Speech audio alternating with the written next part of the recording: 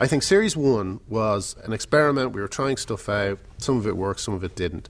Series 2, we were a bit more sure of ourselves. The characters were growing into themselves a little bit. This series, I could be wrong, but I think we might have 4 real crackers and 2 ones that are just very good, you know? And that's pretty strong, because I think this might be the series where people start sitting up and paying attention to it. And it's great that to do that, to have a good series for when people are starting to pay attention. We need to get out of here, okay? We do not want to get mixed up in this. Oof. What are we going to do now? Quick! Get away, you bloody cook!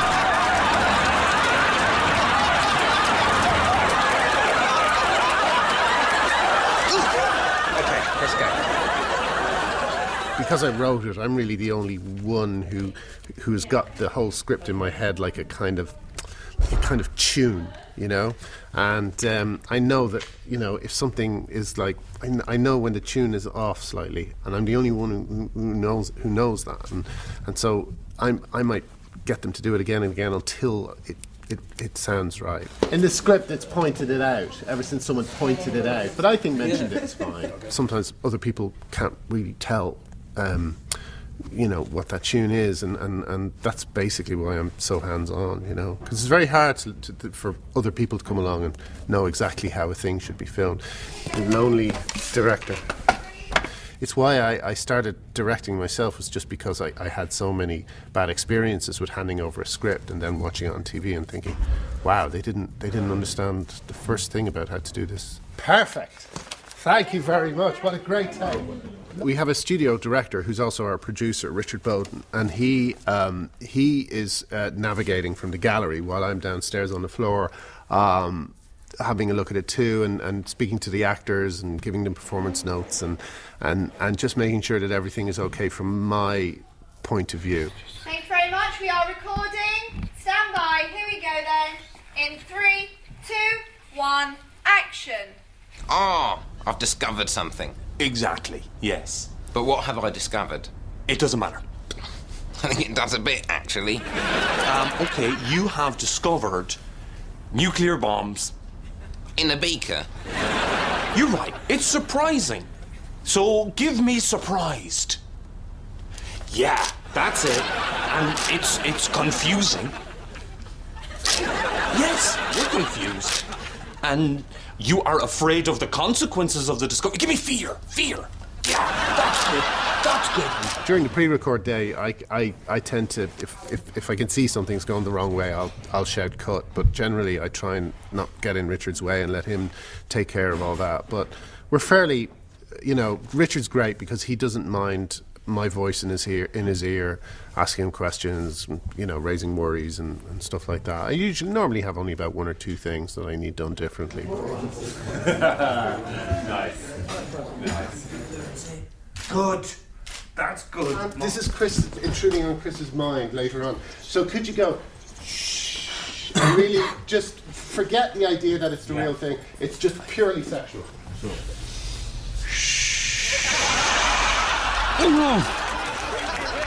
There's a thing called a well-lit cup, which is the you know, the idea behind that is the director who spends hours getting the right shot of a cup, you know, making sure the light shines on it in the right way and all this sort of thing, turning it, and you know, and then you find out you've no time to shoot the, you know, helicopter action sequence at the end of the day. That's kind of what it's like. I tend to spend a lot of time on the first scene, making sure the comedy's right, and then I never have time for anything else. So I got to keep reminding myself that sometimes, you know, even though you don't get 100% right, you've got to keep going and you know, put it down to, it's just one of those things, you know. That was my favourite take. That was a great take. I don't think I've ever made it to Series 4 of anything because I tend to either bail or you know, my thing is I don't want people to get bored of the show and stop watching before, you know.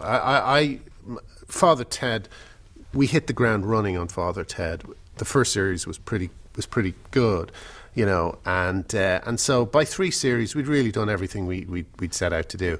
I didn't really hit the ground running on the IT Crowd. It took me 1 or 2 series to kind of find my feet, and I think that I can keep going for a while until we get 1 or 2 more good series under my belt. So I don't think this will be the last series. I think we're gonna there's going to be another one behind this. I wrote one idea down the other day, and it made me laugh out loud, you know. So, you know, if the characters are making you laugh out loud still, then you've got to keep going.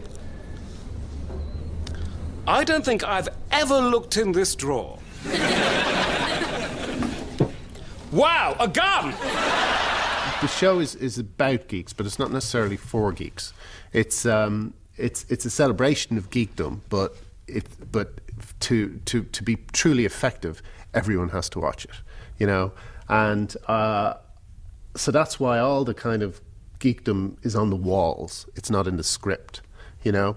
So I just like to. I hope it's all accurate. I think it may not be. There's little things that are off. There's things I'm sure people are going, that wouldn't be in there, or that's wrong, and stuff like that. But I can't really spend all my time trying to get absolutely everything right on the set. But you know, every series we're going to keep adjusting and make it so that, you know, on the last series we'll have an office that really, really works. But I have to say I'm very happy with it this time, because it's got that comic shop messy, jumbly feeling that I was really looking for, and you know, I think we're close. The better the set looks, the better the show's getting as well.